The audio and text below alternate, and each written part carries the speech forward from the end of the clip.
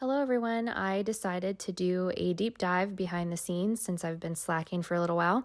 I'm going to be making a few different zipper tumblers, and today I decided to go ahead and make my own template. In the past, I fully wrapped the tumbler and cut away the vinyl that I did not want, and I've decided that I really don't want to waste this awesome vinyl, so I'm going to try to save as much as I can. I simply measured the distance around the tumbler, the height in the front and back that I wanted. These are the 3 vinyls that I'm going to be working with today. We've got 2 Christmas horrors and just like a rainbow horror print. So I'm going to lay my template down on the back of this printed vinyl. And then I'm going to go ahead and trace the outline of my template so that I can then cut it out.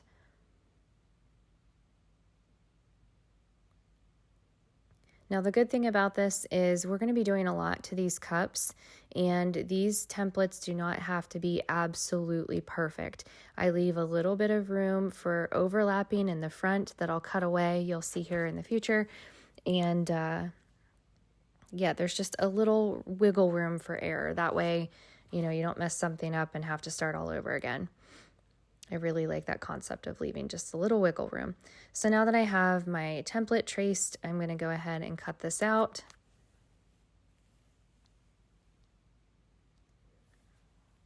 Off the top of my head, I cannot think of where I purchased this vinyl, but I will go back through and find it, and I will try to link that in my bio. The prints are just absolutely awesome.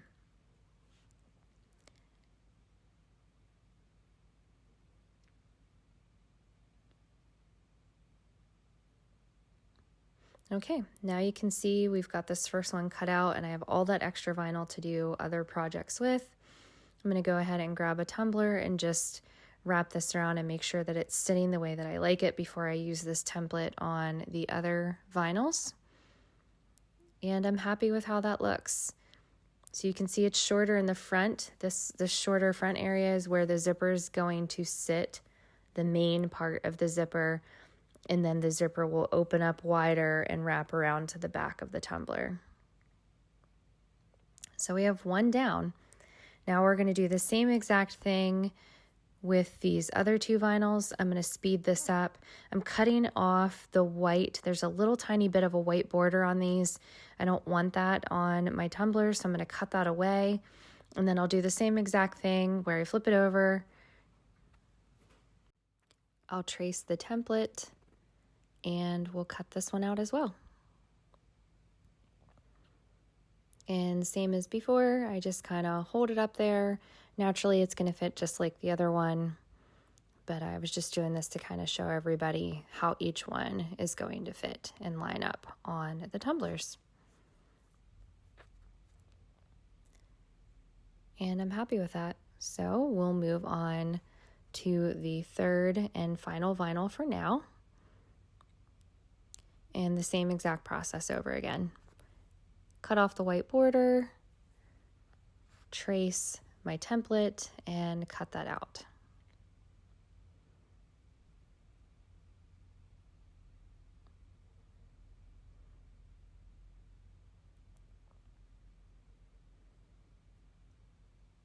Same thing, I kind of laid that out on there for you guys so that you could see how it would eventually look. Now it is time to go ahead and stick these on. Now I guess it's important to say I did go ahead and prep these tumblers beforehand, so they are sanded and they are washed and they are wiped off with 90% isopropyl alcohol.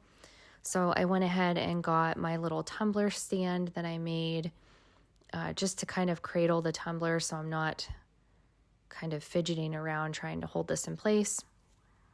I'm going to use the hinge method to apply this vinyl. So basically you line up the vinyl how you want it to sit. So I like its placement there. I'm going to peel up one edge of the vinyl just a little bit to expose that paper backing. And then I'm going to cut away just a little bit of that paper backing so that it's out of the way and a little bit of the vinyl can go ahead and stick on the tumbler. And then I'll slowly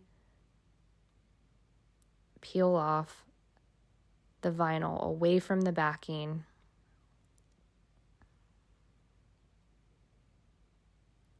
Yeah, so you see I have that stuck there, and then I went ahead and just made sure that these lined up again. I was satisfied with how they line up. And again, it's really great that we'll be doing so much with these that it does not have to be absolutely perfect. So I was happy with that. Now I'm going to do the hinge method. Normally I do this facing a different direction, but I thought for the video you might be able to see it a little bit better. So you can see that the vinyl is going to slowly peel away from the paper. And the technique to this is just to move slowly with your squeegee, which I really do need to invest in one of those super like extra long squeegees. But you're just going to slowly go little by little, and the vinyl will pull away from its paper backing and adhere to the tumbler. So I'm just doing really slow up and down strokes across the tumbler, slowly just peeling a little bit more of the vinyl away from that paper, and it's sticking to the tumbler as we go. So I'm going to speed this up a little bit. As you can see, it just slowly coming away. And I made this template so that there was a little bit of overhang in the front. I did not want to come up short. So I sped that up and slowed it back down for a little ASMR. You can see it peeling away there. So now this one is done for now. I did go back over it and look. If you do have any little air bubbles, you can do the tiniest little pinhole pokes with your X-Acto knife, and the air will escape from those and you'll be as good as new. So I did have a few on this first go around, and I think it was because of the way that I was using the hinge method kind of going away from me. I usually do it towards me, and I don't usually get any bubbles that way. So for these next two tumblers, I switched it up and I do the hinge method coming towards me. So I'm just going to line this up again, making sure that I like its placement. I'm going to hold on to it tightly. I'm going to grab my little weeding tool and just pull up a little bit of that vinyl like we did the first time around. You just need to expose a little bit of the paper, cut a little bit of that paper away. Now this moved just a tiny bit, so I went ahead and wrapped it back around just to make sure it was still sitting the way I liked it.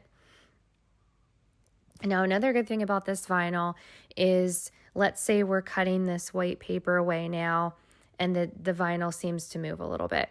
You can stick that little bit down that's sticky and exposed, and if it's not lined up correctly, you can peel it off and put it back on. This is not like if it touches the tumbler, it's stuck for life vinyl right off the bat. You have enough time to quickly remove it and replace it if you don't like its placement, which is wonderful. So as you can see, this time I'm using the hinge method with the vinyl facing me and pulling towards me. I could see a little bit better doing it this way, and hopefully you guys can see it a little bit better this way too. This time I did not get any air bubbles in the vinyl. That always excites me.